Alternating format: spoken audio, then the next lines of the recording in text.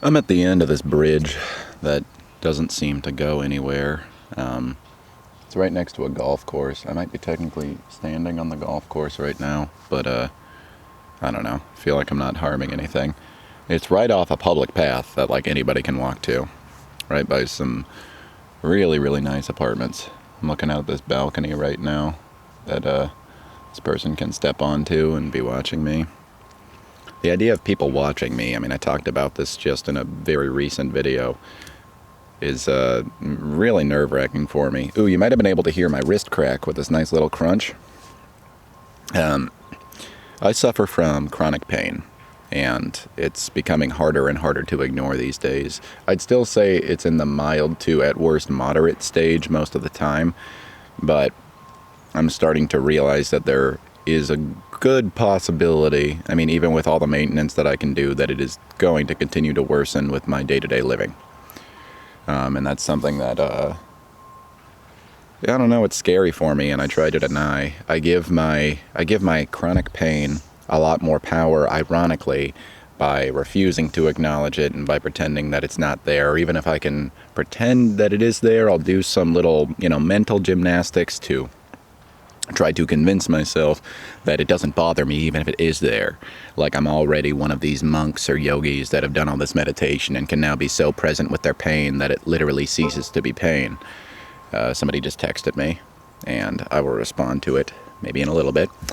But the real thing about chronic pain, the real reason why it bothers me, I could say this is why it bothers anybody, but I can't speak for anybody else's experience.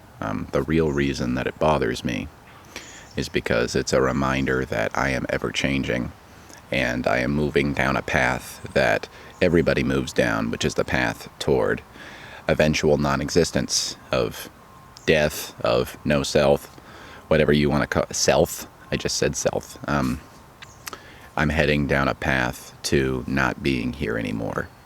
And everything that I do around me, all my seeking of pleasure and good things, is me trying to put myself into this padded world where I experience only good things and no bad things. Obviously, even at my greatest success, I surround myself with all the greatest sensations.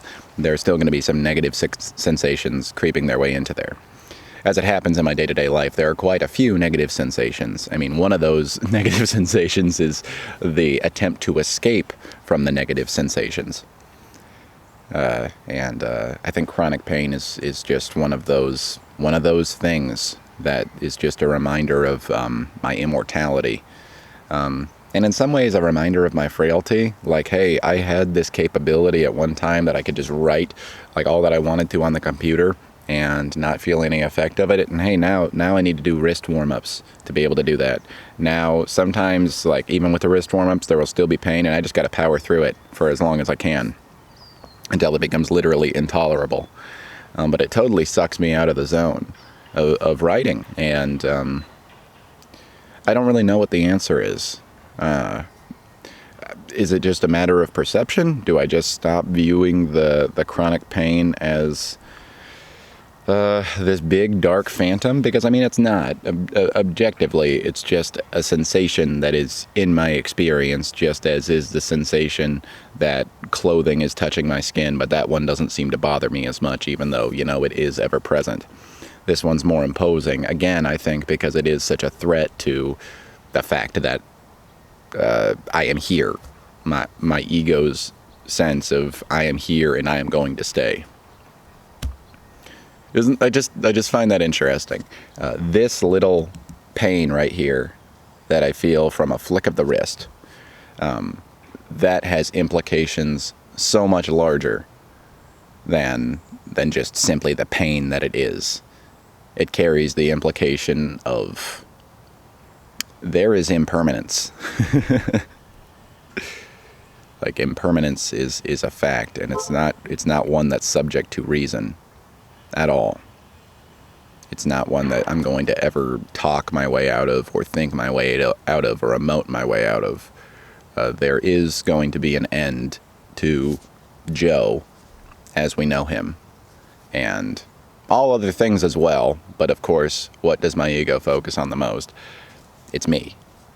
I'm not always going to be here, and that gradual aching in my wrist is an indicator.